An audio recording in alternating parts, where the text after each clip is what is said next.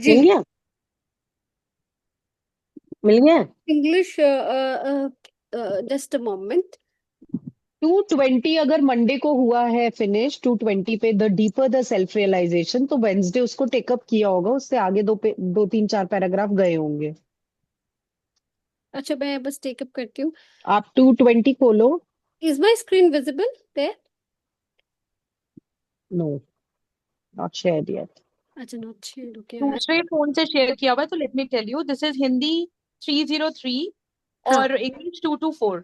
या तो 4 पेज आगे है, ठीक है। 2 to 4, and what line is that? 224 is गुरुदेव वाली जो बता रहे हैं ना अलका जी, गुरुदेव गुरुदेव ईसाइयों की बाइबल की। ईसाइयों के बाइबल, मेरे में टू मास्टर 11 है फाउंडर। Page number. अच्छा, फिर ये चैप्टर कौन सा है? सुनना मैंने वैसे 16 मिस जी, कर रहा। 16 चैप्टर। 16। 16। जी। अच्छा, ग्रह शांति। थैंक। Okay, right. तो हम टेकअप इंग्लिश करें या हिंदी ही टेकअप करें आज? Do we need to take up English as well, or just the Hindi? We can go with Hindi also, I think everybody. Hindi. या नहीं, Hindi is Hindi okay. Okay. Hindi तो हम करते ही हैं। मैं ये पूछ रही हूँ कि इंग्लिश भी टेकअप करना है या हिंदी ही टेकअप करें? Hindi. We can take up Hindi itself. थोड़ा आगे तक पढ़ लेंगे। हाँ, हिंदी रखते हैं। ओके। अरे, मेरा स्क्रीन का आज क्या लोचा है। हिंदी, ओके। आज तो तुषार क्या आप म्यूट कर देंगे? आई थिंक किसी का कपिल जी का चल रहा है मुझे लग रहा है। कपिल जी को म्यूट करें आप। हाँ, थैंक यू। उसका क्या या सुनैना, उसका प्लीज एक बार ही हिंदी का पेज नंबर मुझे बताएंगे आप? 303 गुरुदेव। अरे, कौन सा वर्जन खुला है, मुझे ये नहीं समझ आ रही। चलो, उसका फर्स्ट पैराग्राफ क्या है?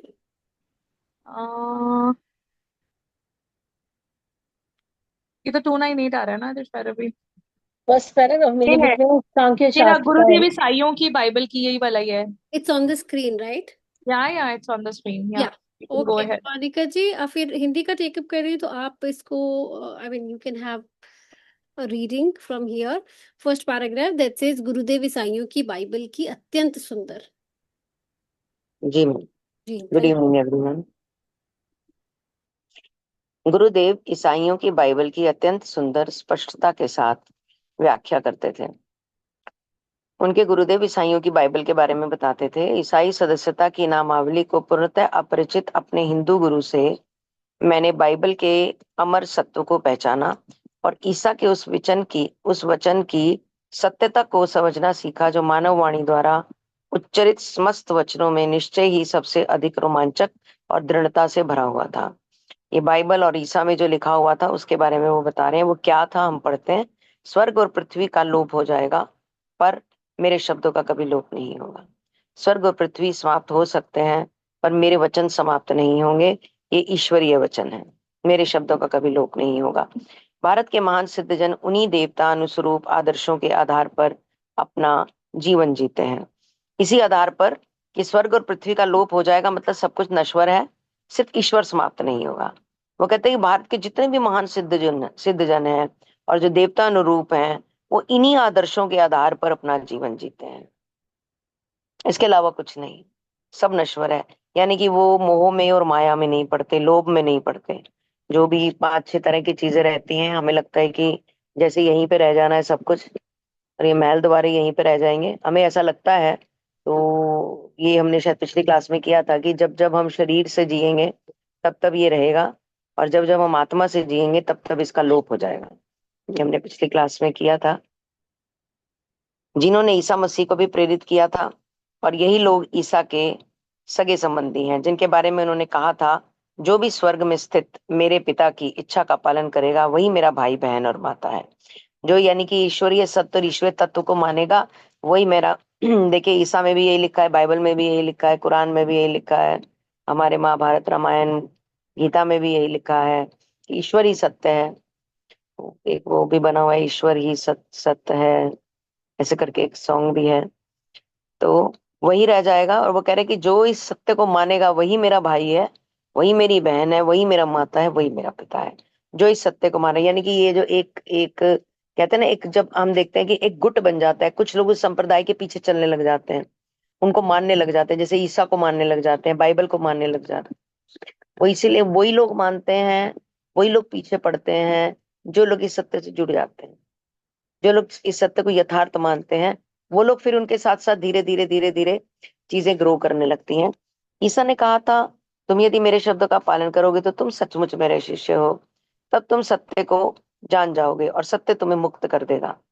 ये सच तुम्हें मुक्त कर देगा जब तुम इस सत्य को जान जाओगे कि ईश्वर ही सत्य है, बाकी सब नश्वर है, बाकी सब समाप्त हो जाएंगे, ईश्वर ही सत्य है। ये बात जितनी जल्दी हम मान लेंगे, उतनी जल्दी हम कम से कम लोभ से बाहर निकल आते, क्योंकि हमें एक लिविंग चाहिए, ये नॉर्मल बात है। हमारी लग्जरी का कोई अंत नहीं है, ये फिर लालच है उसके आगे, उसके आगे लालच शुरू, नेसेसिटी के आगे फिर लग्जरी, लग्जरी जैसे ही आती है तो फिर वहां लालच शुरू हो जाता है कि और क्या, और ज्यादा, ये वाली बात। वो कहते हैं कि अगर मेरे शिष्य हो तो तुम सत्य को जान जाओगे, सत्य तुम्हें आजाद कर देगा। स्वयं अपने स्वामी बन चुके भारत के जीवन मुक्त योगी मुनि उस अमर बिरादरी का हिस्सा है। हमारे बहुत सारे योगियों ने, मुनियों ने, हम लोग आज से 5-6 साल पहले साईं बाबा बॉम्बे गए थे, बॉम्बे के पास जो साईं साईं धाम है, वहां पे गए थे, 6-7 साल होने वाले। वहां पे एक फ्रांस से लेडी आई हुई थी, वो 4 साल से वहां मंदिर में रह रही थी, फैमिली बच्चे सब थे, 4 ईयर से वो वहीं रह रही थी। तो मंदिर में एक कोने में शांति से बैठी थी। मैं उसके पास गई उत्सुकतावश, और मैंने देखा बहुत ध्यान मग्न थी वो। तब हम तो मूर्ख हुआ करते थे, इतना हमें ध्यान भी नहीं लगाना आता था, तो ध्यान मगन थी। मैं उनके पास गई, और जब उन्होंने अपना काम पूरा कर लिया तो मैंने उनसे सवाल किया, क्योंकि हम सब लोग बैठ गए मंदिर में ना, गए ही थे दर्शन करने तो बैठ गए वहां पे। तो ये मैं मेन साईं मंदिर की बात नहीं कर रही, जो आसपास और भी मंदिर होते हैं वहां की बात कर, क्योंकि मेन साईं मंदिर में बैठने की जगह नहीं होती। तो उसने बोला, मैं फ्रांस से हूँ, 4 साल मुझे हो गए हैं, फैमिली बच्चे घर पे ही हैं, और मुझे ड्रीम में आया था, ड्रीम में साईं बाबा आए थे मुझे, और उन्होंने कहा था यहाँ पे क्या कर रही हो, चलो साईं धाम पहुंचो। वो ड्रीम में आया था, और वो वहां पे 4 साल से रह रही थी। तो ये शक्तियां सारी जो हैं, ये कहीं ना कहीं नॉकिंग करती हैं, किसी ना किसी तरीके से इंसान को बताती हैं कि सत्य क्या है। बाकी जब इंसान सत्य को जान जाता है तभी वो मुक्ति की तरफ आगे बढ़ता है। और स्वयं अपने स्वामी बन चुके भारत में बहुत सारे साधु संत ऐसे हैं जो इस बिरादरी का हिस्सा हैं, जिसके सदस्य उस एक ही परम पिता का मुक्तिदायक ज्ञान प्राप्त कर लेते हैं। परम पिता एक ही है, परम पिता परमात्मा एक ही है, वो सत्य एक ही है, वो शक्ति एक ही है। जितनी जल्दी मान लेंगे उतनी जल्दी जीवन मुक्त हो जाएंगे। लॉ ऑफ ग्रेविटी की तरह चीजें नीचे गिरेंगी, मानो ना मानो वो फिर भी नीचे गिरेंगी। तुम कहीं के शहंशाह और तुम बोलो मैं तो नहीं मानता, मत मानो, तो भी नीचे गिरेगी। ऐसे ही ईश्वर है, मानो ना मानो ईश्वर है। हमारे कहने से कि ईश्वर नहीं है, ईश्वर ये नहीं है कि ईश्वर गायब हो जाएंगे, ईश्वर है तो ईश्वर है, लॉ ऑफ ग्रेविटी की तरह, लॉ ऑफ नेचर की तरह। और यह आदम और हवा की कहानी मेरी समझ में नहीं आती। इस दृष्टांत को समझने के मेरे प्रारंभिक प्रयासों के बीच एक दिन मैंने काफी गर्म होकर कहा, ईश्वर ने न केवल उस दोषी दंपत्ति को बल्कि निर्दोष भावी पीढ़ियों को भी क्यों दंडित किया। कि उन दोषी दंपत्ति को तो दंडित किया उन्होंने उस काम के लिए, जो इनकी कहानी थी, कैसे ये जन्म हुआ था, आदम और हवा की कहानी। वो कहते वो तो दोषी थे, उनको तो उन्होंने दंडित किया, सजा दी, बल्कि जो निर्दोष भावी पीढ़ियां थी वो भी क्यों दंडित हो गई, क्योंकि उनमें भी यही चीज, ये चीजें उनमें भी शुरू हो गई, उनको क्यों दंडित किया उन्होंने। तो वो गर्म हो रहे हैं, गुस्सा आ रहा है उनको। मेरे अज्ञान से अधिक मेरी उग्रता से गुरुदेव को हंसी आ गई। बाइबल की उत्पत्ति नामक पुस्तक में गहरी प्रतीकात्मक प्रतीकात्मकता भरी भरी पड़ी है, इसकी शब्दांश व्याख्या करने से कुछ भी समझ में नहीं आ सकता, उन्होंने समझाया। जी मैम, थोड़ा सा ऊपर कर।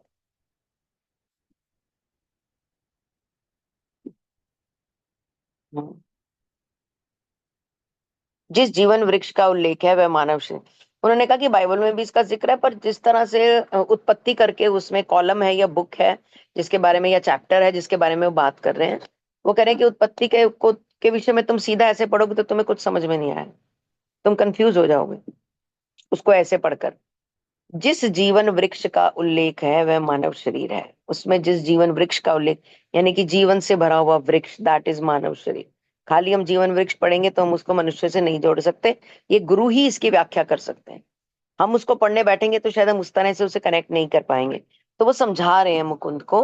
मुकुंद ने यह सवाल किया कि आदम और हव्वा ने गलती की, उनको सजा मिली, तो हम जैसे निर्दोषों को क्यों सजा दे दी? फिर इतनी दुनिया पैदा हो गई, उनको क्यों सजा दे दी? तो वो समझा रहे हैं कि जिस जीवन वृक्ष का उल्लेख है वह मानव है, मनुष्य का शरीर है। मेरुदंड उल्टे किए गए वृक्ष के समान है, जिसमें मानव के केश उसकी जड़ें हैं और अंतर्वाही और बहिर्वाही नाड़ियां उस वृक्ष की शाखाएं हैं।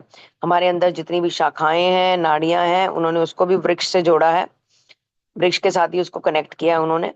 और मानव के केश उसकी जड़ें, यानी कि मनुष्य सीधा खड़ा है, वृक्ष उल्टा खड़ा हुआ है, ऐसे उन्होंने जताया है। नाड़ी तंत्र के इस वृक्ष में आनंद देने वाले अनेक फल लगते हैं। बहुत सारे फल उन्होंने इसमें बना दिए, जो इसको पांच इंद्रियां दे दी, वो उससे वो रसाधीन हो गया। मतलब वो फलों को एंजॉय करता है, स्पर्श को एंजॉय करता है, शब्दों को एंजॉय करता है। एक बार से आइए प्लीज, प्लीज तशरीफ रखिए, बैठिए प्लीज। और बैठ जाओ, आयो तो बैठो यहाँ पर। हमारे कैसे शब्द हैं, हमारे शब्द सामने वाले को कनेक्ट करते हैं या छिटका के दूर कर देते हैं। इतना शब्दों के अंदर उन्होंने वजन दे दिया, इतनी शब्दों की वैल्यू कर दी, इतने शब्द इंपॉर्टेंट हो गए हमारी लाइफ में कि अगर मिठास से बोले जाएंगे तो जाने क्या ही कर दें, कितनी डीले पास कर देंगे, कितने रिश्ते सगे कर देंगे, और जाने कैसी सक्सेस। परमात्मा के साथ भी ये शब्द प्रेम पूर्वक चलेंगे तो परमात्मा को भी अपने बस में कर लेंगे। शब्दों में इतना जादू है कि इसे जाल बना लो या फिर जैसे भी आपकी इच्छा है इन शब्दों का प्रयोग करो। दूसरा उन्होंने स्पर्श दे दिया। स्पर्श भी एक बहुत बड़ी इंद्रिय है। शरीर के साथ स्पर्श, किसी वस्तु के साथ स्पर्श, माला के साथ, जापा माला के साथ स्पर्श, आप बहुत सारे तरीके से स्पर्श करते हैं अपने अपने बच्चों को स्पर्श, बहुत चीजें इसमें आती हैं, ये भी एक अनुभव है। उसके बाद उन्होंने रस दे दिए। जो चीजों में रस होता है हम उसको खाते हैं, जो हमारे अंदर से उस चीज के लिए क्रेविंग होती है कि हाँ ये बनाते हैं, चलो आज हलवा बनाते हैं, चलो आज खीर बनाते हैं, चलो आज ये बनाते हैं। एक रस दे दिया उसने हमें, मतलब उसने हमें बांध दिया इन इंद्रियों के पाश में, उसने हमें बांध दिया। कहते हैं ना, इंद्रियों के लिए हमेशा यूज किया जाता है इंद्रियों का जाल, जिसमें इंसान फंस जाता है। फिर उसने एक रूप दे दिया, शरीर दे दिया, खूबसूरती दे दी, फिर उसने गंध दे दी, गंध के संवेदना दे दी उसने कि किसी चीज की हम खुशबू ले सकें। तो ये सारी इंद्रियां देख के ना, और मनुष्य को कहा कि जा सिमरन जी ले अपनी जिंदगी, और साथ में ये पांच इंद्रियां भी उसको दे दी। अब वो सिमरन बेचारी क्या करेगी जाके, वो तो फंस गई इन पांचों इंद्रियों के बीच में, वो कैसे जिए अपनी जिंदगी। इनका आनंद लेने की मनुष्य को पूरी पूरी छूट थी, और उसको पूरी छूट भी दे दी। तेरी मर्जी, तू इनको जैसे मर्जी इस्तेमाल कर, तेरे पास वैल्यू सिस्टम है, फ्री विल है, सब कुछ है, उनका यूज कर और इनका बेहतरीन इस्तेमाल कर। अब जिनके पास तो ये फ्री विल, वैल्यू सिस्टम की नॉलेज और ये चीजें उनके अंदर है, वो तो खूबसूरती तरीके से इस्तेमाल करेंगे। जिनके अंदर नहीं है वो बोलेंगे एक ही मनुष्य जन्म मिला है, कौन सा बार बार मिलेगा, पता नहीं अगली बार मिलेगा कि नहीं, पता नहीं गधे बनेंगे, कॉकरोच बनेंगे, क्या बनेंगे। एंजॉय करो जिंदगी को, हटाओ इनको मैडमों को साइड में, पता नहीं क्या क्या पढ़ती रहती है ये। जिंदगी का फन लेने दो, एंजॉय करने दो, लाउड म्यूजिक चलाने दो, ठीक है, खुद को भूल जाने दो, कुछ भी करें बस खुद खुद नहीं याद आनी चाहिए। इसलिए अलग अलग तरह का नशा करते हैं, अलग अलग तरह की चीजें लेते हैं, अलग अलग तरह से अपने आप को ना छलावे में डालते हैं, इससे कि मैं खुद को थोड़ी देर के लिए भूल जाऊं कि मैं कौन हूं, या मेरे अंदर अगर कोई भी ऐसी पीड़ा चल रही है, दर्द चल रहा है, चैलेंज चल रहा है, कोई मेरे दिमाग के बीच में, कहते हैं ना बड़ा प्रेशर है, बड़ा ऑफिस की टेंशन है, बड़ा आज बॉस के साथ बड़ी तू मैं हो गई है, आज बच्चे ने बहुत जबान चला दिया, आज बीवी मेरे से बहुत लड़ी है, तो क्या करता है वो, कुछ मादक पदार्थ लेता है ताकि मैं इन सब चीजों से भूल के और मैं घूमने लग जाऊं, बस मेरा दिमाग घूमने लग जाए और मैं रात को घूमते घूमते सो जाऊं, सुबह की सुबह देखी जाएगी। तो वो इनका सहारा लेता है इन प्रेशर से रिलीज होने के लिए। वो कहते हैं ये जो चीजें होती हैं गंध संवेदन, इनका आनंद लेने की पूरी पूरी छूट मिलती है उसको, कि तू जैसे मर्जी इसका आनंद, तेरे को पूरी छूट है। परंतु उसे शरीर के मध्य में स्थित, बगीचे के मध्य में स्थित सेब रूपी काम सुख का अनुभव लेने से मना किया गया था। उसको कहा था कि ये सेब तूने नहीं खाना, काम सुख के लिए उसको मना किया गया था। उसमें सर्प मेरुदंड में कुंडली मारकर बैठी कुंडलिनी शक्ति का प्रतिनिधित्व करता है। जो कामेंद्रिय है से संबंधित नाड़ियों को ये उत्तेजित करती है, और उसकी एक कुंडलिनी शक्ति भी है, का प्रतिनिधित्व करता है। हाँ, एक सर्प है जो मेरुदंड में कुंडली मारकर बैठा है, और जो कुंडलिनी शक्ति है उसका प्रतिनिधित्व करता है, जो कामेंद्रियों से संबंधित नाड़ियों को उत्तेजना का काम करती हैं, उसमें उत्तेजना भरती हैं। आदम विवेक है और हव्वा भावना है। आदम विवेक है, हव्वा भावना है। जब भी किसी मनुष्य में भावना या हव्वा मानसिकता पर काम वासना हावी हो जाती है तो उसका विवेक और आदम मर जाता है। जैसे ही जो उसकी काम वासना है वो उसके मस्तिष्क पर, उसकी मानसिकता में हावी होती है, यानी कि भावना होती है। मनुष्य में भावना या हुआ जी, भावना हावी होती है, मानसिकता पर इमोशंस हावी होते हैं, वो इमोशंस उसे भड़काते हैं, वो काम वासना में परिवर्तित होते हैं, तो उसी समय उसके विवेक की का विनाश हो जाता है, विवेक उसका खत्म हो जाता है। और वाक्य में जब ये काम वासना की जो अग्नि है ये बहुत बहुत ज्यादा पीक पर आती है तो सच में विवेक का नाश हो जाता है। ऐसे बहुत सारे एग्जाम्पल्स हमें समाज में भी देखने को मिलते हैं। पर ईश्वर ने अपनी इच्छा शक्ति के बल से पुरुष और स्त्री के शरीरों का निर्माण कर मानव जाति का सृजन किया है। अपनी इच्छा शक्ति, अपना दिमाग लगाया, अपनी इच्छा लगाई, अपने तरीके से उन्होंने पुरुष और स्त्री को बनाया है। उसने इस नवश्रेष्ठ जाति को उसी निष्कलंक या दिव्य तरीके से संतानोत्पत्ति करने की शक्ति भी प्रदान की है। इसके साथ साथ चूंकि तब तक विलग आत्मा के रूप में परमात्मा की अभिव्यक्ति नैसर्गिक, प्रवृत्तिबद्ध और विवेकहीन पशुओं तक ही सीमित थी। पहले जो इस तरह की चीजें थी ये विवेकहीन पशुओं को उन्होंने दी, क्योंकि जब तक विलग आत्मा के रूप में, अलग आत्मा के रूप में ये सारी चीजें जानवरों के पास थी। अतः ईश्वर ने प्रथम मानव शरीरों का सृजन किया, जिन्हें प्रतीकात्मक रूप से आदम और हव्वा कहा गया।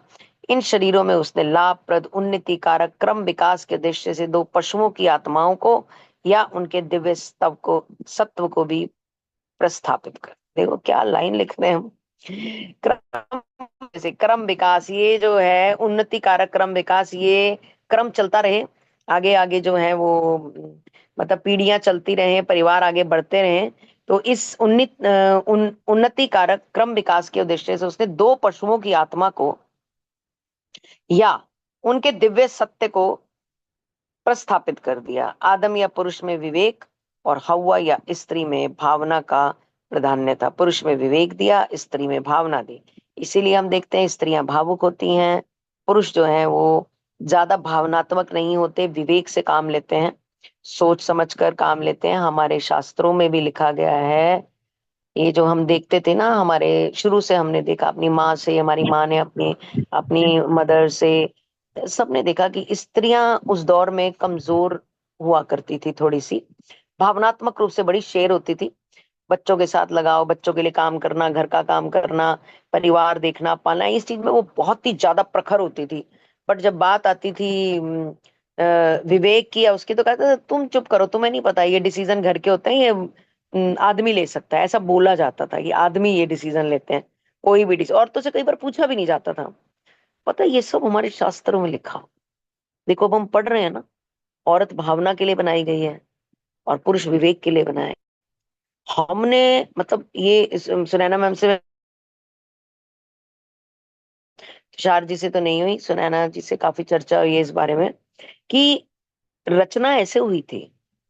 बाद में क्या हुआ कि जब पुरुष, पहले तो पुरुष धन कमाता नहीं था। पुरुष वही है कि बाटर सिस्टम होता था, सामान दिया सामान ले आए। पुरुष भी खेतों में काम, मतलब खेतों में क्या, शारीरिक मेहनत किया करते थे। तो ना उसके अंदर ईगो नहीं आती थी, पुरुष के अंदर ईगो नहीं आती थी, क्योंकि वो भी शारीरिक काम करता था। फिर क्या हुआ, धीरे धीरे पैसा इजाद हो गया, सिक्के, पैसे, टका, ये सब चीजों का इजाद हुआ। तो ये जब सिक्कों के रूप में चीजें घर में आने लगी और फिर सिक्कों से सामान मिलने लगा, फिर पुरुष के अंदर अहम आने लगा, उसके अंदर अहम की रचना होने लगी। जब उसके अंदर अहम आने लगा, उसके बाद धन बढ़ने लगा, उसकी अपनी शारीरिक उसको मिटाने के लिए भी कुछ चीजों का सेवन करने लगा, अहम आने लगा। तो उसने स्त्री के साथ बुरा व्यवहार करना शुरू कर दिया, क्योंकि अहंकार उसकी जिंदगी में आ गया। और जब स्त्री के साथ उसने बुरा व्यवहार करना शुरू किया तो स्त्री जाति का जब मतलब ऐसी दशा हो गई कि मारने भी लगा वो उसको, और पीड़ित भी करने लगा, और कई तरह से चीजें बढ़ने लगी आगे। तो वहां पर फिर एक आवाज उठी कि स्त्री क्यों ना धन कमाए, स्त्री, तुम्हारे शास्त्रों में लिखा हुआ है स्त्री का जन्म, मतलब मैं ये बोलती नहीं हूँ, डिस्कस नहीं करती मैं इस चीज को, क्योंकि मैं पढ़ रही हूँ इस चीज को आजकल। उसमें लिखा हुआ है स्त्री का जन्म संतानोत्पत्ति के लिए, परिवार के सृजन के लिए, परिवार घर को संवार कर रखने के लिए, बच्चों में अच्छे शास्त्र वैल्यू सिस्टम भरने के लिए, छोटी उम्र से ही बच्चों को अध्यात्म से जोड़ने के लिए, ये स्त्री की ड्यूटी थी। आजकल हम देखते हैं ना, बहुत मूवीज में भी, वेब सीरीज में भी, इधर झगड़ों में आदमी कहता है मैं कमाऊं या मैं बच्चों को पालूं, मैं, मेरी ड्यूटी कमाना है क्या? तो स्त्री कहती है मैं भी तो कमाती हूँ, तुम कमाते तो मैं भी तो जबकि ये स्त्री का रोल नहीं था। स्त्री का रोल नहीं। आज हम पेरेंटिंग पढ़े, पेरेंटिंग में हम क्या पढ़ रहे हैं? यही तो पढ़ रहे हैं कि माँ बाप दोनों दूर हैं बच्चों से। बच्चे क्यों वैल्यू सिस्टम से, यही तो पढ़ रहे हैं। यही इन्होंने देखो यहाँ पे भी लिखा हुआ, स्त्री भावना के लिए पैदा की गई थी और पुरुष विवेक के लिए पैदा किया गया। पर ये जहां ये सामंजस्य खराब हुआ, थोड़ा सा चीजें वहां पर सारी मिस एंड मैच हो गई। इस टाइम बिल्कुल सब घपला और घोटाला चल रहा है। शादियां जरूर हो रही हैं, बच्चे भी पैदा हो रहे हैं, बट बच्चों के अंदर जो संस्कारों का वृक्ष था वो ज्यादा माँ बोती है, क्योंकि वो अधिक समय तक बच्चे के पास रहती है। पिता सुबह जाता है और रात को आता है, बट अब वही माँ भी सुबह जा रही है और रात को आ रही है। तो बच्चों में संस्कार मेड बो रही है, हेल्पिंग हैंड बो रहा है, घर के जो हाउस हेल्प है वो बो रही है। इसीलिए चीजें जिंगल मिंगल हो रही है। चलिए, क्षमा चाहूंगी अगर मैंने कुछ गलत कह दिया हो। हाँ जी। इन शरीरों में उसने लाभप्रद सत्व को स्थापित कर दिया। आदम पुरुष में विवेक और होवा स्त्री में भावना भर दी। इस प्रकार गोचर दृष्टि से विद्यमान द्वैत या ध्रुवत्व की ईश्वर ने न केवल उस दोषी दंपत्ति को, ओहो, रुको रुको रुको रुको रुको, हम भाग लिया आगे आगे। तो ये अतः मानव वाला से शुरू होना था। हम्म, यहाँ तक हो फतेह गया ना माना। कि विवेक और भावना तब तक परस्पर सहयोग के अच्छा, आधार। ठीक ठीक है, ठीक है, ठीक है, ठीक तो है, अभी ठीक है, ठीक नेक्स्ट दिस। है। हाँ जी।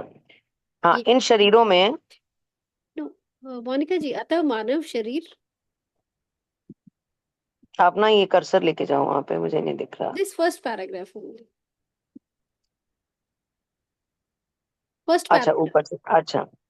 अतः मानव शरीर केवल पशुओं के क्रम विकास का परिणाम मात्र नहीं था, बल्कि ईश्वर के विशेष सृजन से उत्पन्न हुआ। हम पशु नहीं है, पशु में और मनुष्य में चार चीजें सेम होती हैं। चार चीजें वो भी करते हैं, हम भी करते हैं। हम भी सोते हैं, वो भी सोते हैं। हम भी खाते हैं, वो भी खाते हैं। हम भी प्रोटेक्ट करते हैं अपने आप को, वो भी प्रोटेक्ट करते हैं। मनुष्य भी सेक्स करता है, वो भी सेक्स करते हैं। ये चार चीजें बराबर है। हमारे अंदर चारों पशु प्रवृत्ति वाली चीज, उसने अभी बीच में कहा था ना कि पशु तत्व भी डाल दिया उसने बीच में, क्योंकि ये चार कार्य पशु भी करता था, चारों कार्य हम भी करते हैं। हम प्रोटेक्शन करते हैं घर में ताले लगाकर, अपने आप को प्रोटेक्ट करते हैं, क्योंकि हम धन छुपाते हैं अंदर तो हम जाने छुपाते हैं, अपने शरीर छुपाते हैं, पढ़े लिखे हैं तो हम ताले लगा देते हैं, घर में कुंडियां मार देते हैं, हम प्रोटेक्ट करते हैं। ये गीता में लिखा हुआ है जो मैं अभी आपको बता रही हूँ। ये चार काम जानवर भी करता है, हम भी करते हैं। पांचवा कौन सा काम है जो हम करते हैं जानवर नहीं करता? ये भगवान ने हमें तोहफा दिया हुआ है। उन्होंने कहा कि हम उसके विशेष सृजन से उत्पन्न हुए हैं। पशु शरीर इतने अविकसित थे कि पूर्ण ईश्वर तत्व की अभिव्यक्ति उसमें नहीं हो सकती थी। मतलब उनके शरीर इतने अविकसित हैं पशुओं के, कि उसमें जो प्रभु का तत्व है वो उसकी अभिव्यक्ति उनमें नहीं हो सकती। केवल मानव को ही सर्वशक्तिमता की संभावना से युक्त सहस्र दल कमल मस्तिष्क में दिया गया। साथ ही मेरुदंड में आध्यात्मिक शक्ति के पूर्ण जागृत गुप्त केंद्र दिए गए। एक इंसान के मस्तिष्क और उसके मेरुदंड, मेरुदंड का की बात की है, उसकी जो रीढ़ की हड्डी है पीछे, उसकी जो एंड वाली पोजीशन होती है जहाँ पे उसका चक्र होता है, उन्होंने उसकी बात की कि उसको उन्होंने ब्रेन दिया और उसके मेरुदंड के अंदर इस तरह की कुछ गुप्त शक्तियां दी जो लोग अक्सर मेडिटेशन से जागृत कर लिया करते हैं, पर ये उन्होंने जानवर को नहीं दी। जानवर में और मनुष्य में एकमात्र अंतर है कि उसमें ईश्वरीय तत्व नहीं होता और मनुष्य में ईश्वरीय तत्व। मनुष्य के मस्तिष्क में ऐसी शक्तियां हैं कि अगर वो चाहे तो एक मनुष्य जन्म में ईश्वर तक पहुंचने का रास्ता बना भी सकता है और खोज भी सकता है। ये शक्ति सिर्फ मनुष्य के पास, जानवर के पास नहीं है। और इस कार्य में उसे कई सौ जन्म भी लग सकते हैं, क्योंकि जिस जन्म में उसकी आध्यात्मिक शक्ति जागेगी, एक जन्म में जागी, उसके आगे की यात्रा नहीं हुई, फिर अगले जन्म में वहीं से यात्रा शुरू होगी, डीएनए में वहां तक की जाएगी जहां तक उसने इस जन्म में जागृत की थी, फिर अगले जन्म में वहीं से खुलेगी। 5 साल का बच्चा भागवत पढ़ रहा है बिना पढ़े, भागवत सुना रहा है।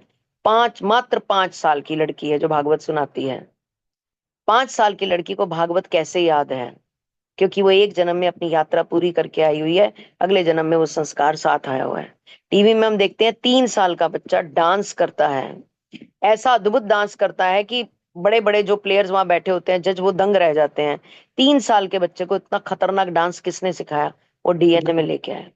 जहां ये यात्रा फिनिश होती है, हम शरीर छोड़ते हैं, तब हमारे पास जो संस्कार होते हैं, जो भी होते हैं, कलपते हुए दुनिया से जा रहे हैं, हंसते हुए जा रहे हैं, रोते हुए जा रहे हैं, प्रभु का नाम लेके जा रहे हैं, किस कंडीशन में आखिरी सांस छोड़ रहे हैं, वही कंडीशन में अगला जन्म होने वाला है, उसी परिस्थिति में अगला जन्म होने वाला है। ये हमें ध्यान रखना चाहिए। केवल मानव को ही सर्वशक्तिमता की संभावना से युक्त सहस्त्रदल कमल मस्तिष्क में दिया गया और उसके मेरुदंड में आध्यात्मिक शक्ति भरी गई। अस्तित्व में आगे पढ़ना है मैम, पढ़ लें आगे एक दो हाँ paragraph. We have time Monika ji, कर सकते हैं till 7:45 आई थिंक। ओके। हाँ जी। अस्तित्व में आए उस प्रथम नर नारी युगल में विद्यमान ईश्वर का ईश चैतन्य ने उन्हें सब इंद्रियां भूतियों का सुख लेने के लिए कहा, केवल एक को छोड़कर, यौन अनुभूति की। यौन नहीं करोगे आपस में, उसके अलावा जो 4 इंद्रियां हैं आपकी, उसको आप एंजॉय कर सकते हो। ऐसा हम पढ़ रहे हैं इसमें, मैं तो पहली बार पढ़ रही हूँ ये।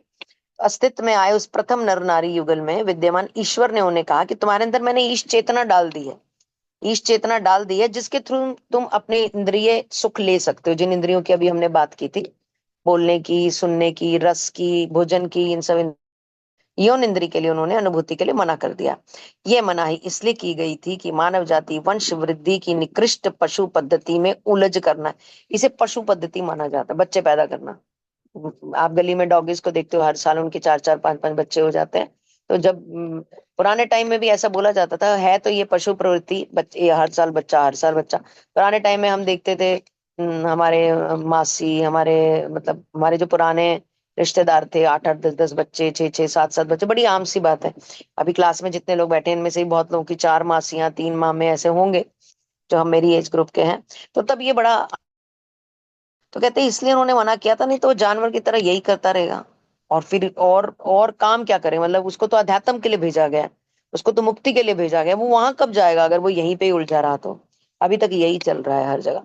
यह मनाही इसलिए भी की गई थी कि मानव जाति वंशवृद्धि की निकृष्ट पद्धति में, पशु पद्धति में ना उलझे, सुप्त अवस्था में स्थित पाश्विक स्मृतियों को ना जगाने की चेतावनी की उपेक्षा की गई थी। सुप्त सुप्त अवस्था में स्थित पाश्विक जो उनके अंदर जो भी पशु वाली स्मृतियां हैं, उनको ना जगाने की चेतावनी की उपेक्षा की गई। संतानोत्पत्ति की पाश्विक पद्धति को पुनः अपनाकर आदम और हव्वा मूल संपूर्ण मानव में सहज ही विद्यमान स्वर्गीय आनंद की अवस्था से गिर गए।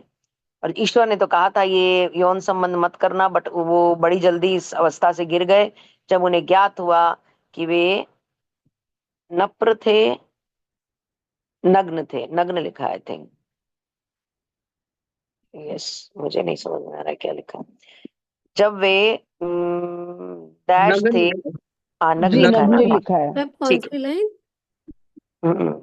जब वे नग्न थे, तुषार, हाँ third last line from the second paragraph. नग्न ही है, नग्न है। ठीक है। नग्न है। नग्न थे, उन्हें ईश्वर ने पहले ही सावधान, यानी कि इसकी चेतावनी ईश्वर ने उन्हें पहले ही दे दी थी। 4 अनुभूतियां कर सकते हो, 5वीं मत करना, परंतु वो गिर गए। उनका जो मनुष्य का पशु वृत्ति वाला स्वभाव था, वो चेतना उनकी हाई हो गई, और वो चेतना उनकी हर चेतना से जीत गई, और वो बड़ी जल्दी गिर गए। तब के गिरे आज तक गिर रहे हैं, तब के गिरे आज तक गिर रहे हैं। आज भी हम हर हर चौथी उसमें, कभी हम टीवी देखते हैं या कुछ भी देखते हैं, हम कोई न्यूज सुनते हैं, हम कुछ भी देखते हैं, तो हर जगह इसका ये चीज चरितार्थ होती सबको दिख जाती है, इसमें कोई वो नहीं है। आनंद की अवस्था से गिर गए, और जब उन्हें ज्ञात हुआ, तब जैसा कि ईश्वर ने पहले ही सावधान किया था, उनकी अमरता की चेतना खो गई। शायद उस टाइम वो ये ना करते तो प्रभु कुछ अमरत्व की कहानी तक उन्हें लेकर जाते, पर वो इसमें डूब गए, तो अमरता की चेतना खो गई। उन्होंने स्वयं ही अपने को जड़ सृष्टि के नियम के अधीन कर दिया, यानी कि वो गुलाम हो गए। कहते ना, इंद्रियों का गुलाम हो जाना, इंद्रियों के वश में हो जाना, इंद्रियों से बाहर ना निकल पाना, इंद्रियों के जाल में ये सब, इसके लिए यही शब्द प्रयोग किए गए, इंद्रियों के लिए यही प्रयोग में किया गया। जिनमें जन्म लेने वाले शरीर की मृत्यु निश्चित रूप से होगी ही होगी। शायद वो उस टाइम अगर उस प्रक्रिया में ना जाते तो प्रभु ने कुछ अमरत्व के का किसी फार्मूले में डाल देते कि वो अमर हो जाते, या कुछ ऐसा हो जाता, क्योंकि चारों की आज्ञा तो प्रभु ने दे दी थी, बाकी चार की इंद्रियों की आज्ञा तो दे दी थी, इसी की मना की थी ना। बट वो नहीं माने, और ये पशु प्रवृत्ति थी, पशु प्रवृत्ति में भी यही चीज होती थी, तो उससे प्रभु ने कहा कि तुमने अपने आप को अधीन कर लिया, अब शरीर की मृत्यु निश्चित रूप से होती है और होगी। सर्प ने हव्वा को जिस अच्छे बुरे के ज्ञान का वचन दिया था, उसका अभिप्राय द्वैत भाव और परस्पर विरोधी अनुभव से है, जो माया के अधीन जीने वाले सभी जीवों को सहना ही पड़ता है। जो भी माया के अधीन रहते हैं उनको ये सब चीजें सहनी पड़ती हैं। अपनी भावना और विवेक या हव्वा और आदम चैतन्य के दुरुपयोग से माया के भ्रम जाल में गिरकर मनुष्य दिव्य आत्मनिर्भरता की स्वर्गीय वाटिका में प्रवेश करने का अपना अधिकार खो बैठता है, क्योंकि वो माया में उलझ जाता है। माया में मेरा सपना था मेरे पास एक घर हो, एक गाड़ी हो, एक परिवार हो, प्यारे प्यारे बच्चे हों, और मेरी जीविका प्यार से चले। ये कर दिया प्रभु ने, पर ये दौड़ तो खत्म नहीं हुई, ये दौड़ तो खत्म नहीं हुई, ये दौड़ अंतहीन है। 15,000 करोड़ के स्वामी हो गए तो 25,000 करोड़ का होना है, उतने हो गए तो 40,000 करोड़ का होना है, फिर उतने हो गए तो पूरे विश्व में नंबर 1 पे रहना है।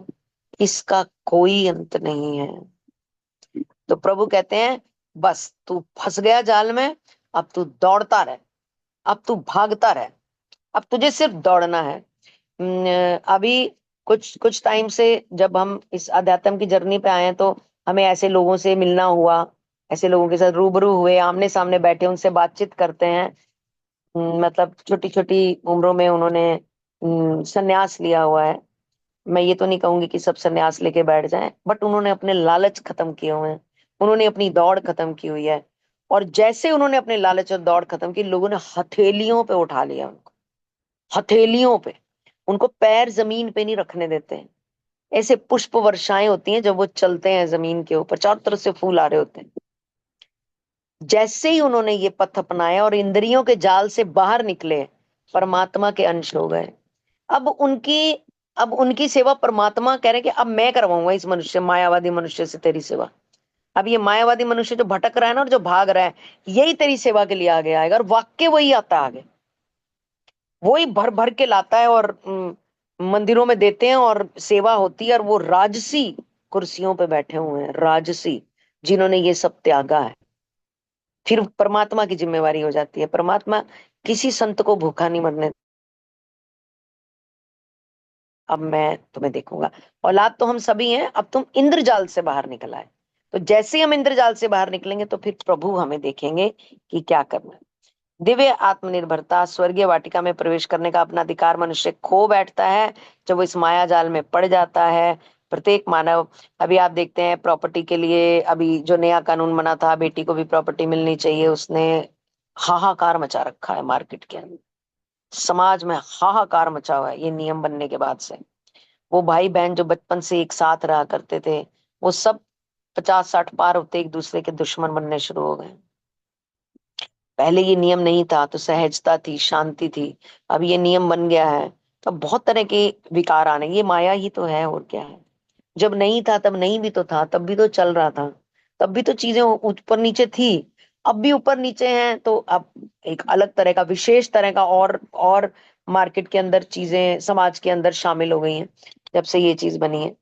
तो कहते हैं प्राणी का ये व्यक्तिगत दायित्व है कि वह अपने माता पिता या द्विमुखी प्रकृति को एकता के तालमेल में या ईडेन में पुनः प्रतिष्ठित करे। ईडेन का मतलब देखना मैम क्या है, अपने माता पिता, माता पिता, माता पिता, अपने माता पिता जैसे भी हैं, अहंकारी हैं, अच्छे हैं, बुरे हैं, जैसे भी हैं, माता पिता की सेवा करनी है। तुम्ही ने चुने हुए हैं माता पिता, हमने खुद ही चुने हुए हैं, खुद ही चुने। इस बारे में सुनैना मैम और बेहतर तरीके से अभी हमें बताएंगी कि हम खुद ही इनका चुनाव करके हैं। वो जैसे भी हैं, वो कार्मिक की वजह से इस तरह के संबंध हमारे आपस में बने हुए हैं। सेवा ही करनी है, वो हमारी जड़ है, हम उनके फ्रूट हैं। जड़ में पानी देते रहेंगे तो फल ताजा रहेगा। अगर जड़ को सुखा देंगे या जड़ के साथ दुर्व्यवहार करेंगे या जड़ में तेजाब डाल देंगे तो फ्रूट सड़ेगा ही सड़ेगा। जीवन में दिक्कतें आएंगी आएंगी अगर माता पिता को दुखी किया तो। माता पिता में सास ससुर भी आते हैं, खाली माता पिता नहीं आते हैं, सास ससुर भी आते हैं। ठीक है, तो माता पिता की के को एक अलग दर्जा देना है, अलग अलग उनको 70+ 65+ होते ही उनको माफी वाले बक्से में डालना शुरू कर दो। माफी, कुछ भी बोलते हैं माफी, देर करते हैं जल्दी करते हैं माफी, किसी तरह का कुछ कुछ किसी तरह की कोई घटनाएं घर में होती हैं जो आपको अच्छी नहीं लगती, माफी। वो एक बक्सा बनाओ और उसके बाहर लिख दो माफी, और उनके हर हरकत को, हर काम को, हर हर प्रक्रिया को उठा के उस बक्से में डाल दो कि मुझे उलझना ही नहीं, इनसे तो नहीं उलझना, इनसे तो नहीं उलझना, कुछ करें मुझे नहीं उलझना। माफी, क्योंकि हमारे ग्रंथों में लिखा हुआ है माता पिता ने तुम्हारे शरीर का एक एक मांस का टुकड़ा बनाया है, तुम जीवन भर उनके कर्जदार हो। वो जैसे मर, कोई कहता है मेरे बाप ने मुझे बड़ा मारा, कहता है मेरी माँ बड़ी चंडालनी थी, कोई कहता है मेरा, जो कुछ भी है वो कार्मिक है आपका, पर आप उनके कर्जदार रहेंगे, हम उनके कर्जदार रहेंगे, क्योंकि हमारे शरीर में जो खून का एक एक कतरा, एक एक नस, एक एक चीज उन्होंने अपने शरीर से बनाई है। हम ये जो दुनिया देख पा रहे हैं हम उनके द्वारा देख पा रहे हैं, तो हम उनके कर्जदार हैं। इसलिए माता पिता को कभी भी माता पिता के खिलाफ नहीं होना। किसी के माता पिता नाराज हैं, वो उनसे बात नहीं करते, बोलचाल बंद है, 10-10 साल से मैं अपने बाप से नहीं मिला, ऐसी वाली प्रक्रिया में बहुत लोग रहते हैं, तो वो तुरंत इसके ऊपर काम करें और माता पिता से अपने रिश्ते को मीठा करें। या द्विमुखी प्रकृति, सामने कुछ पीछे कुछ, आगे कुछ पीछे कुछ, यहाँ पे इसके राम के हो गए, वहां शाम के हो गए, दोनों तरफ इसके आ गए तो इसकी हाँ में हाँ मिलाई, उसके आगे तो उसकी हाँ में हाँ मिलाई, पीछे वाले की बुराई करी। इस दुनिया से बहुत आगे निकल जाओ, बहुत निकल जाए हम सब, हम सब इस दुनिया से बहुत आगे निकल जाएंगे। जो डुअलिटी वाली लाइफ है ये धरती का नर्क है, धरती का नर्क। जैसे सामने हो वैसे पीछे, जैसे सामने वैसे पीछे। बड़ी बड़ी छोटे छोटे एग्जाम्पल्स हैं हमारे। हाउस हेल्प नहीं आती है, छुट्टी लेती है तो बोलते हैं ड्रामे कर रही है, फोन पे देख बना बना के मुंह बात कर रही थी, तबीयत ठीक नहीं है, नाटक करती है, नहीं बोलना। 28 दिन आपकी सेवा करती है, 26 दिन आती है, 4 छुट्टियां लेती है, 26 एक दिन घर का काम करना पड़ जाए ना, एक दिन, फिर कहते हो हे भगवान कितना काम करती है वो, एक दिन में तारे नजर आ जाते हैं जितना वो काम करती है। और वो मुस्कुराते मुस्कुराते करके जाती है, हंसते हंसते खुशी खुशी करके जाती है। और एक दिन हमें करना पड़ जाए तो हमारे जोड़ बराबर हो जाते हैं। छुट्टी लेती है कोई बात नहीं, अगर उसने बीमारी वाली आवाज में बोला है स्वीकार करो, माफ करो, स्वीकार करो।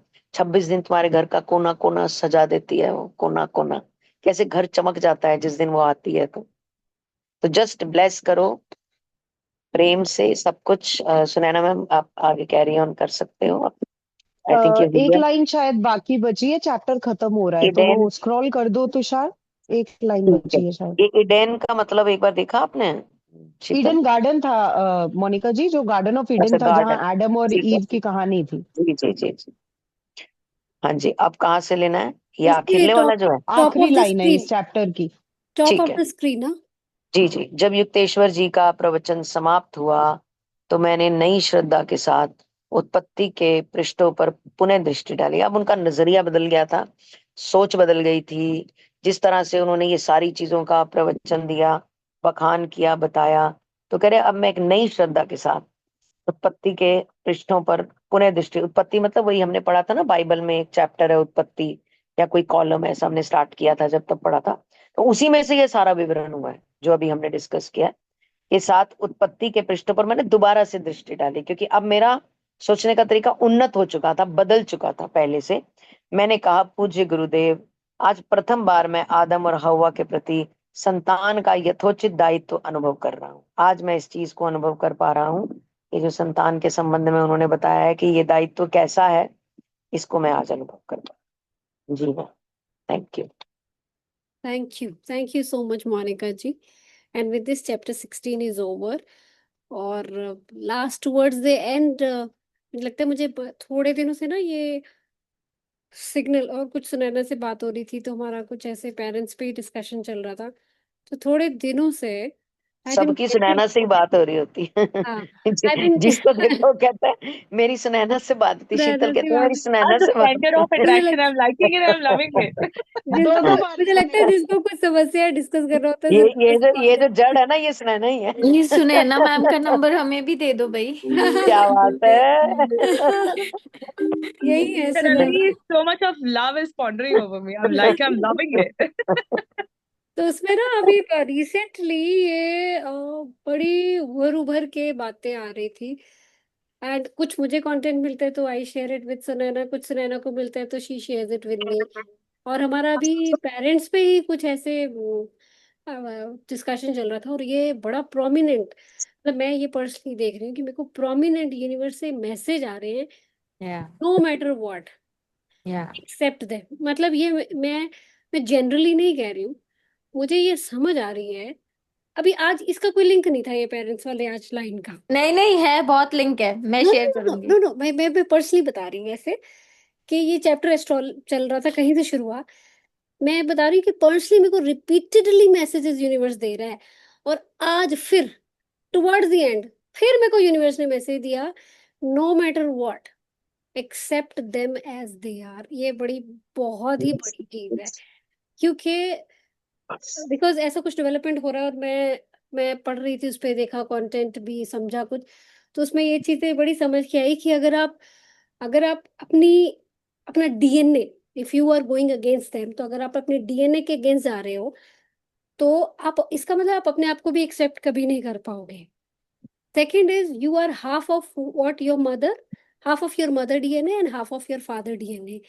दैट मीन्स अगर आप किसी के भी अगेंस्ट जाते हो, चाहे फादर या मदर के, तो आप सबसे पहले अपने हाफ अगेंस्ट तो हो ही गए। Whatever you are going to have in future, आप ऑलरेडी उसको निगेट कर चुके हो, you will not get that. Then you are against half of your life force already. दो जगह से लाइफ फोर्स आई है आपकी, तो आपको जो शरीर शरीर के अंदर जितना कुछ भी मिल गया है, ये तो उनका ही कंट्रीब्यूशन है दिया हुआ है, और इसके अलावा जितना कुछ मिला है वो सिर्फ बोनस है। बोनस है, चाहे वो प्रॉपर्टी दे रहे, खाना दे रहे, फूड दे रहे, एजुकेशन, वो सब बोनस है। सबसे बड़ी चीज अभी रीड भी की और मोनिका जी ने बताई कि जो भी कोशिकाएं, cells, atoms, body, nerves, brain, kidney, ये बॉडी में जो सब दे दिया, शरीर दे दिया, सबसे बड़ी चीज यही थी। और ये चीज एक्सेप्ट, मतलब इस चीज को समझना बड़ा डीप है एक। बहुत दूसरा गहरा। बहुत गहरा है, और इस चीज पे अमल करना, मतलब ये डिफिकल्ट है। मुझे लगता है कि मैं भी, मतलब हम भी बहुत अगेंस्ट बोल देते हैं, और फिर कई बार इन लॉज की कोई चीज नहीं पसंद आती, तो बताते कि मम्मा ऐसे नहीं, ऐसे नहीं।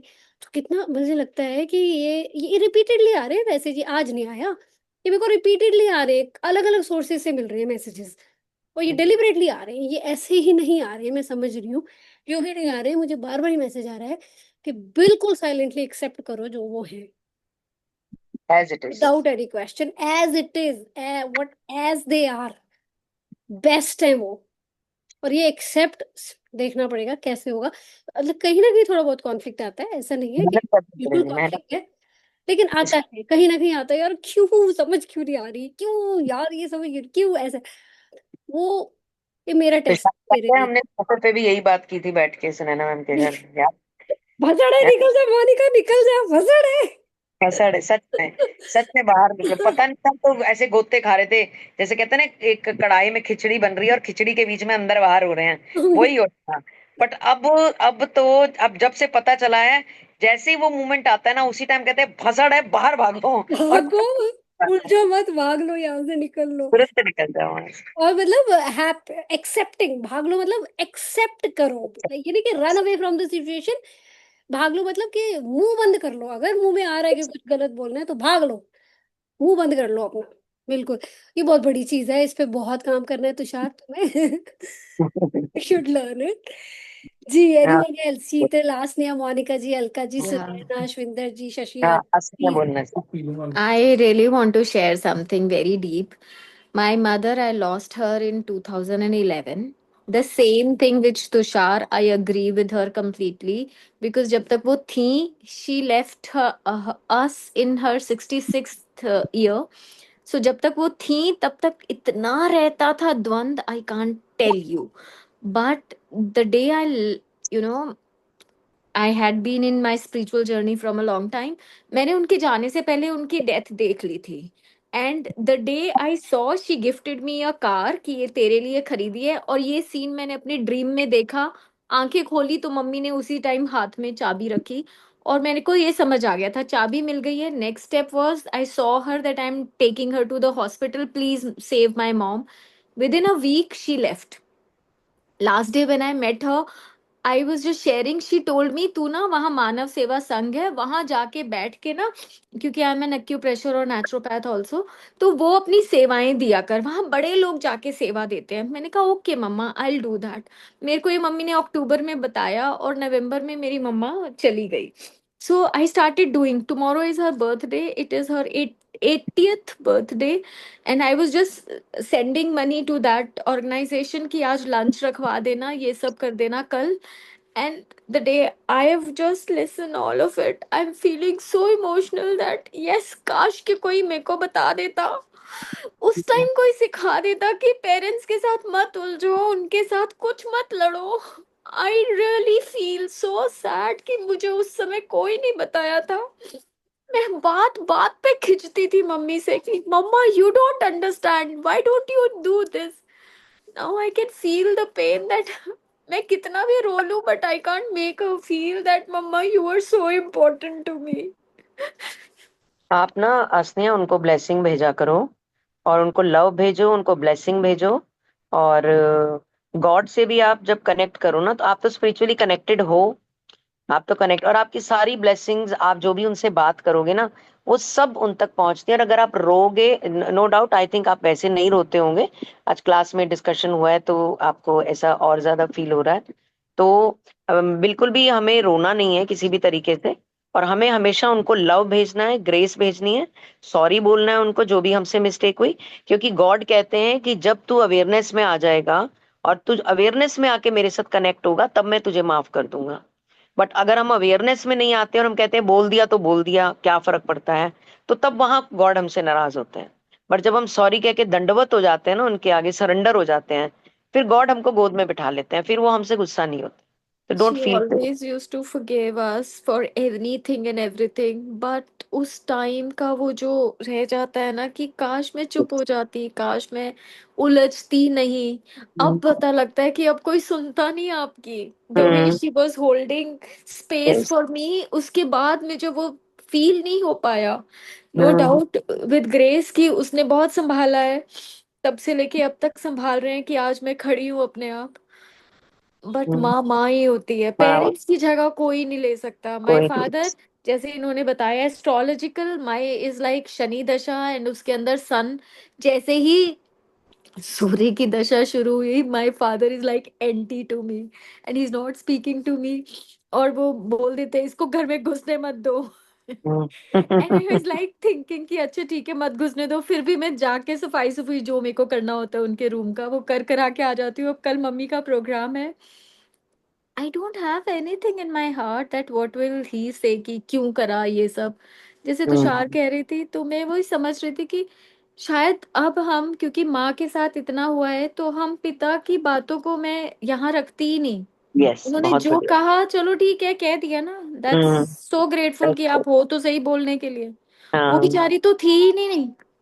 हम्म. उसने तो हमें टाइम ही नहीं दिया. I couldn't be with her and tell her that mom I really love you seriously. But she told me one thing कि तेरे को माओ की कमी नहीं होनी, बिकॉज तू हर एक की इतनी सेवा करती है, because being an acupressure specialist, so you have to her एक की हीलिंग कर रहे हो, वो कर बहुत रहे हो. सारे आते होंगे वहां पे. सो शी से तेरे को माओ की कमी नहीं होनी. And her hmm. Grace, seriously I have ample of females loving me like anything. Hmm. But still आपकी माँ आपके बाप तो वही रहते हैं ना जिन्होंने आपको पैदा किया है, जो आपको रियली दिल से लगा के रखते हैं.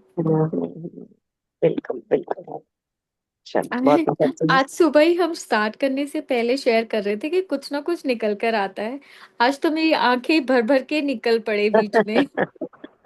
It is like God has actually designed this class for me. Yes. मैं ना सोचने, मैंने कहा आसनिया आई है, आज आसनिया को क्या मिलेगा, मतलब मैंने ऐसे सोचा, आप जब आए ना पॉपअप किए, मैंने कहा आज चीज दिया और आज आज क्या मिलेगा इसे, आज लेसन में कुछ इंटरेस्टिंग होने वाला है फॉर गॉड ग्रेस के आप कनेक्ट कर पाए आज भी।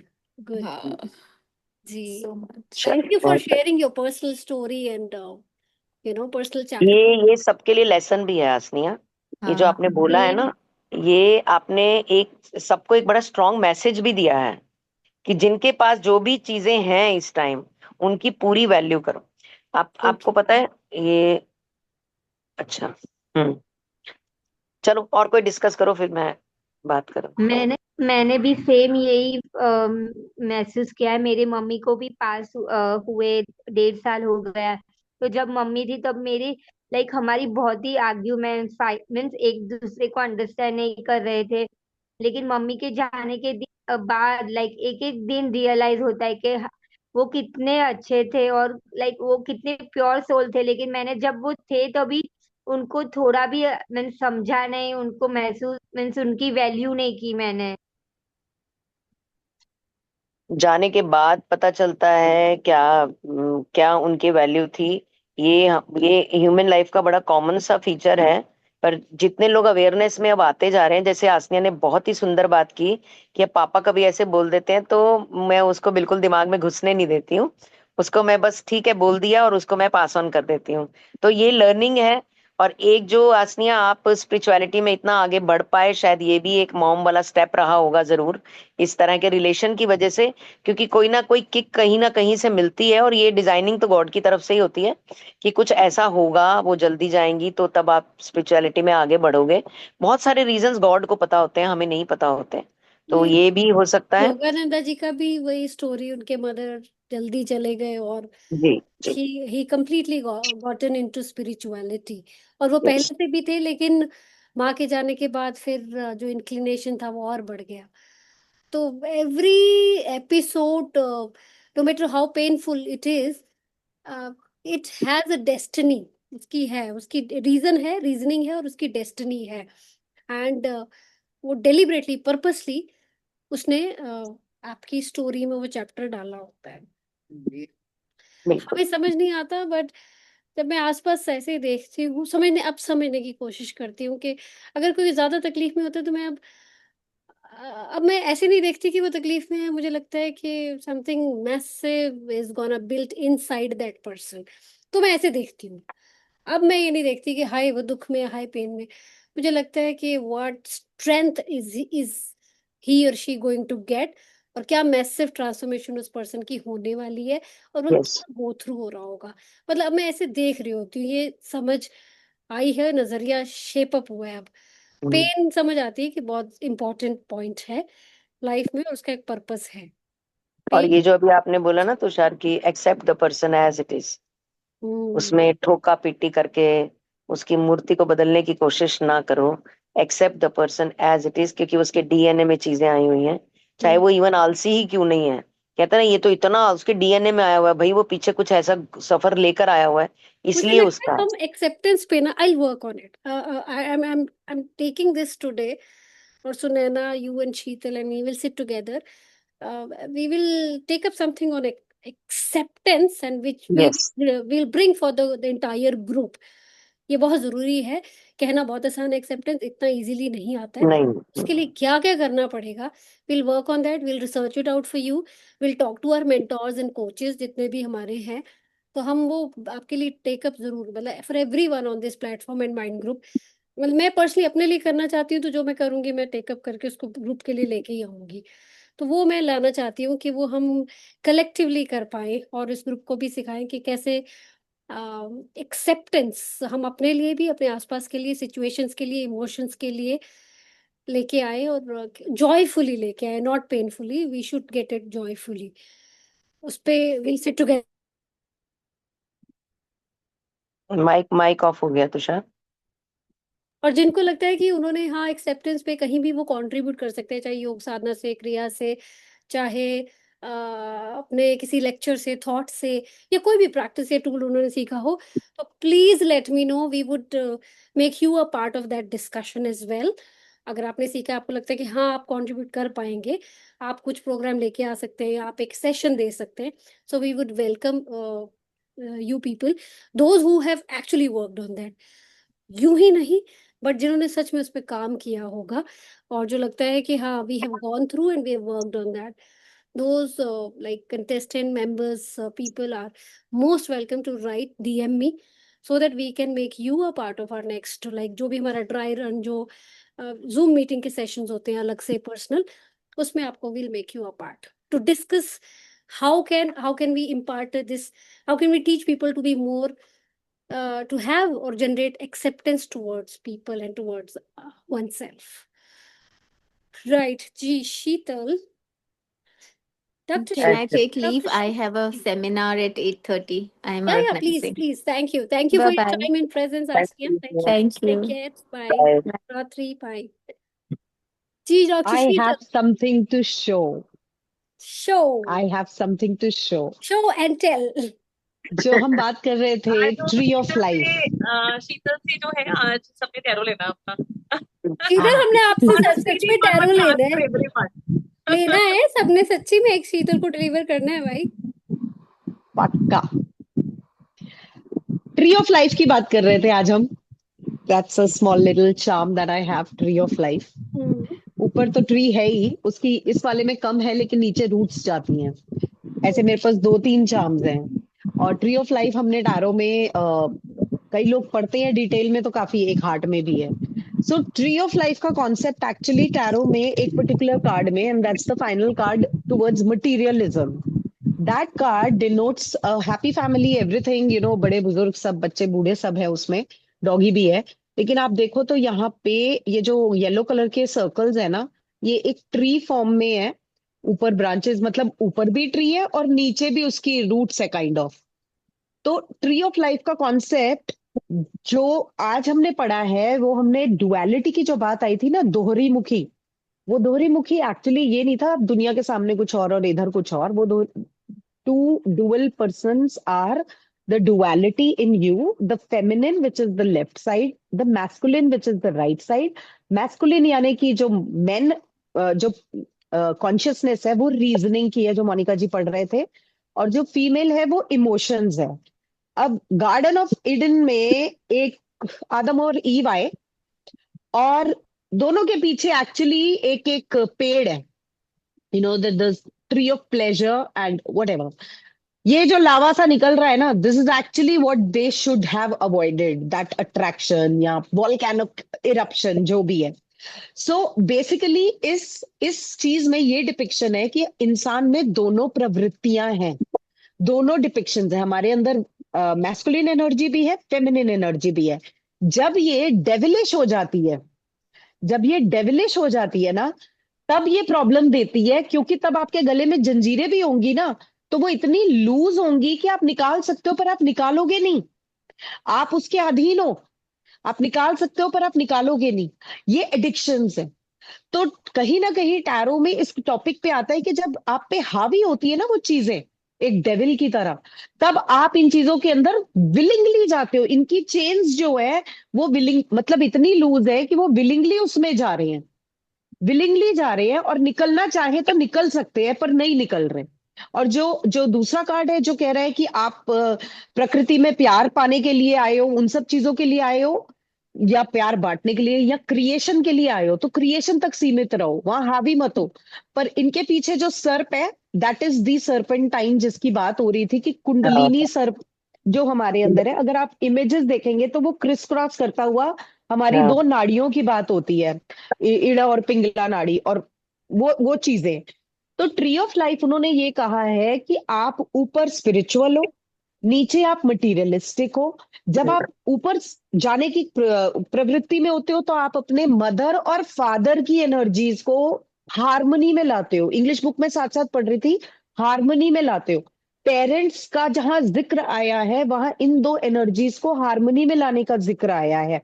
विच मीन्स क्यों पेरेंट को आपको इतना वो मानना है और करना है, क्योंकि अगर आप अपने लेफ्ट साइड को सुनो तो आप अपनी मम्मी के हिसाब से फेमिनिन साइड को नर्चर कर रहे हो। अगर आप अपने राइट साइड को सुनो तो आप लॉजिक ब्रेन को और अ, अपनी उन चीजों को, रीजनिंग और एनालिटिकल चीजों को आप केटर कर रहे हो। तो जब आप अपने पेरेंट्स को रिस्पेक्ट दोगे, उनको उनका स्थान दोगे, उनको एज इट इज एक्सेप्ट करोगे, तो आपकी ये दोनों एनर्जीज बैलेंस होंगी। जब आपकी ये दोनों एनर्जीज बैलेंस होंगी तो ये जो पीछे स्पाइनल फ्लूइड जिसे हम कुंडलिनी कहते हैं, वो धीरे धीरे ऊपर जाता है और आपको स्पिरिचुअलिटी की तरफ, क्राउन चक्रा की तरफ लेके जाता है। लेकिन जब हम नीचे की तरफ जाते हैं, obviously towards our reproductive organs, तो हम कुंडलिनी शक्ति को सोने देते हैं, डोरमेंट रहता है, वो सर्प कुंडली मार के बैठा होता है। यहाँ पे उन सारी चीजों का पूरा डिस्क्रिप्शन आया है कि हमारे अंदर जो पेड़ है ना, ये गार्डन ऑफ ईडन एक्चुअली असली में एग्जिस्ट नहीं करता था। ये सिंबॉलिक चीजें बनाई गई हैं ताकि लोग उसे समझ सके। तो गार्डन ऑफ ईडन यानी कि हमारे अंदर का शरीर, हमारे अंदर का यूनिवर्स, जिसमें फेमिनिन साइड और मैस्कुलिन साइड को बैलेंस होना था और ऊपर की तरफ बढ़ना था। और हम नीचे आके भूल गए, हमने यौन किया, जो भी अपने उन चीजों का भोग किया, भोग विलास में हम नीचे की तरफ गिरे। तो ये ट्री की जो रूट्स नीचे हैं, एक्चुअली इस गार्डन में, स्पिरिचुअलिटी के गार्डन में रूट्स यहाँ हैं। जड़ें भगवान की तरफ है, स्पिरिचुअलिटी की तरफ है, और नीचे की तरफ है सारा भोग विलास, एप्पल, वो सारी चीजें। तो गार्डन ऑफ ईडन का एग्जाम्पल आता इसलिए है, एडम और ईव का कॉन्सेप्ट यहाँ पे योगी जी जो समझे, वो ये कह रहे हैं मेरा नजरिया बदल गया। अब मैं जिस एडम और ईव के लिए गुस्सा था कि यार वो भोग नहीं करते तो हम लोगों पे ये अत्याचार नहीं होता, हमें ये कर्मा की साइकिल नहीं मिलती, वो कहते अब मुझे समझ आया एडम और ईव तो कुछ था ही नहीं, वो मेरे ही अंदर की मैस्कुलिन और फेमिनिन एनर्जीज के बारे में बात थी। उनको हार्मनी में लाने की बात थी कि दोनों का इक्विलिब्रियम होना चाहिए। ये है एडम और ईव और ट्री ऑफ लाइफ की कहानी। सो this is what the topic is about. It is about obviously parents, क्योंकि सोर्स वो है हमारे को लाने का। तो जब हम उस सोर्स को केटर करते हैं, उनको रिस्पेक्ट और एज इट इज एक्सेप्ट करते हैं, उन्हें चेंज नहीं करते, तो हम अपना आधा फेमिनिन और आधा मैस्कुलिन पोर्शन एक्सेप्ट करते हैं।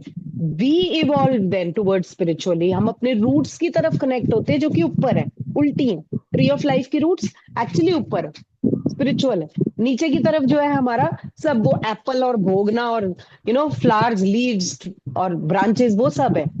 सो वो हमारी नर्व्स है। ट्री ऑफ लाइफ का आप गूगल पे फोटो देखेंगे with the human nervous system, दोनों का इकट्ठा फोटो है गूगल पे। उसमें एक तरफ नर्वस सिस्टम की पिक्चर है पूरी ब्रांचेस वाली, वेन्स वाली, दूसरी तरफ ट्री ऑफ लाइफ है। तो कोई भी गूगल करेगा उसको इन दोनों का कंपैरिजन से ये पता चलेगा एडम और ईव का गार्डन कुछ नहीं है, वो हमारे अंदर का सिंबॉलिक रिप्रेजेंटेशन किताबों में, क्योंकि थर्ड डायमेंशन वर्ल्ड में हमें हर चीज को विजुअली देखना ही समझ में आता है। इसीलिए भगवान का भी हमने स्वरूप सिंबॉलिक रखा हुआ है। They were not like this, they are frequencies. ना राम जी कभी ऐसे दिखते थे, ना कृष्ण जी ऐसे दिखते थे, और ना कोई देवी ऐसी दिखती थी। दे आर फ्रीक्वेंसीज, और उस चीज को हम नहीं इंटरप्रेट कर सकते, इसलिए हमें एक फॉर्म चाहिए। इसलिए उन्होंने ये लीलाएं की और रचनाएं की और ये सब हुआ कि हमें एक 3D फॉर्म में हमें ये बुद्धि में घुसे, वरना हमें फ्रीक्वेंसी बुद्धि में नहीं घुसेगी। So this is all maya, this is all illusion. That is what I wanted to share. Beautiful, Wonderful. as always. Thank you, Dr. Sheetal. that Thank you so शीतल ने much. बताया, and I just want to add few lines to that. जो शीतल ने भी depict करके बताया कि पीछे जो है वो जो डिमॉन था, है ना, डेमन था, तो वो दिखा रहे थे आप, उसमें पिक्चर दिखा रहे थे। तो आई थिंक वो हमारे जो लोअर स्टेट के इमोशंस होते हैं, हाँ, जो मोस्टली हमने अभी एनएलपी में और इधर उधर से हमने जो भी इंफॉर्मेशन या नॉलेज कह लें, valuable information I must say that we try to gather from here and there, कि मटेरियलिस्टिक चीजों को लेने में कोई हर्ज नहीं है, लेकिन उस जर्नी पर जाते हुए हम अपने रिलेशनशिप्स को कैसे मेंटेन करते हैं, अपनी डिग्निटी को, अपनी ह्यूमिलिटी को कैसे मेंटेन करते हैं। आई थिंक ये जर्नी, जो विवेक जो है, जिसको हम विवेक बोलते हैं, बुद्धि बोलते हैं, उसका इस्तेमाल करना, ये जो राम जी की स्टोरीज में यूजली हमें पढ़ने को मिलता है कि विवेक का एग्जाम्पल उनका सबसे ज्यादा दिया जाता है कि जो मर्यादा में रहते थे उनको मर्यादा पुरुषोत्तम राम बोला जाता था। तो एक्चुअल में हम लोगों के घरों में मतलब उन स्टोरीज का इस तरह से जिक्र नहीं हुआ कि कभी भी कि वो कैसे करते थे और हमें उन चीजों को इम्प्लीमेंट कैसे करना है। अभी रिसोर्सेज इतने ज्यादा आ गए हैं कि हमें अभी कनेक्ट करना आ गया है उन स्टोरीज के साथ कि हाँ मतलब that's how we have to imbibe and that's how we have to inculcate and represent everything from our emotions through our emotions, है ना। मतलब उसमें हमें मतलब ये सिखाया जा रहा है बेसिकली कि जब भी हम मटेरियलिस्टिक लाइफ की तरफ जाते हैं, नो डाउट अबाउट इट, ये इल्यूजन है, ये भी एक मतलब इसी को जीने और भोगने के लिए ही आए हैं हम, और कहते हैं कि जब तक आप इन चीजों को भोग भी नहीं लेते हैं तो तब तक आप स्पिरिचुअल जर्नी की तरफ भी पूरी मतलब हर चीज को मतलब भोगना भी जरूरी होता है, हर चीज को इंजॉय करना भी जरूरी होता है, लेकिन कौन से स्टेट ऑफ माइंड में रह करके हम, जो मुझे समझ में आता है और आया है अभी तक, कि कौन से स्टेट ऑफ माइंड में रह करके आप उन चीजों को अचीव करने के लिए जा रहे हैं और कौन से वैल्यू सिस्टम को मेंटेन करते हुए आप उस जर्नी पे जा रहे हैं, और कैसे आप उन चीजों को अचीव करते हैं while maintaining and sustaining your relationships, while being humble and maintaining that humility, and then उसके अलावा like ओवरऑल मतलब अगर आप देखेंगे कि ओवरऑल ओवरऑल जो अभी शीतल ने दिखाया है ना, मतलब जो कार्ड दिखाए हैं वो जो बुक में है वो बहुत ही मतलब वो बिल्कुल मैच हो रहा था शीतल, सब कुछ एवरीथिंग जो आपने दिखाया अभी actually it was matching up with that.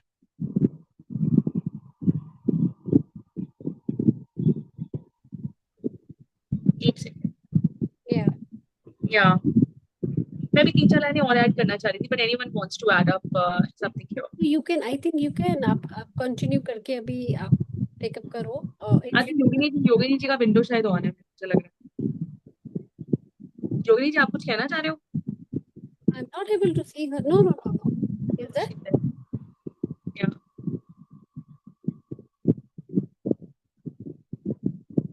आपके एंड से है ना आवाज आ रही है जो पीछे बैकग्राउंड से? नहीं मेरे अच्छे नहीं आ रही है। Yeah, it's coming from your end. I've muted you. It has stopped now.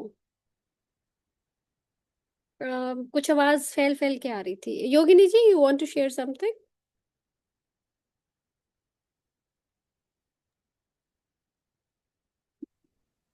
Guys, am I audible? Yes, yes. Disconnect हो गया, एक कॉल आ गया था बीच में। I am not able to hear anyone. No, you are audible. Yeah. You want to share something, Sheetal? No, I'm good. Okay, Thank you. right. Yeah, thank you. Yogini ji, okay, Yogini ji, no problem. So है ना, आपको अपना wind up करना है, आप करें, क्योंकि योगिनी जी says he want to leave. अच्छा मुझे लग रहा है मेरा शोर आ रहा है मेरी तरफ से पीछे, ठीक है मेरी हाँ, कुछ वो जैसे जैसे माइक पे टाटा टाटा बज रही हो, ऐसा कुछ। मुझे लग रहा है फैन चल रहा है मेरी। हाँ, मे बी कुछ है sound. Next time I think 8:20 हो गए already, and next time we'll cover it up. And जो आपने बोला कि एक्सेप्टेंस के ऊपर हम लोग we will put some light, it is a very interesting and a very dear topic to me as well. तो इसको हम पूरा ड्वेल करेंगे और पूरा डिस्कस करेंगे एंड इसको टेक ऑन करेंगे further for ourselves and for everyone. Yes. या या All right, right. Thank you so much, everyone. Thank you, Monica ji, for the explanation. Thank you, everyone. Let's just join our hands together for the concluding prayer. Sarve bhavantu sukhina, sarve santu niramaya, सर्वे भद्राणि पश्यन्तु मा कश्चित् दुख भाग भवेद। ओम शांति शांति शांति। Thank you everyone for your time, presence, contribution, energies, and Shubhratri. Good night. Thank you. Take care. Thank you. Good night. Thank you. Have a happy weekend. Bye. Bye.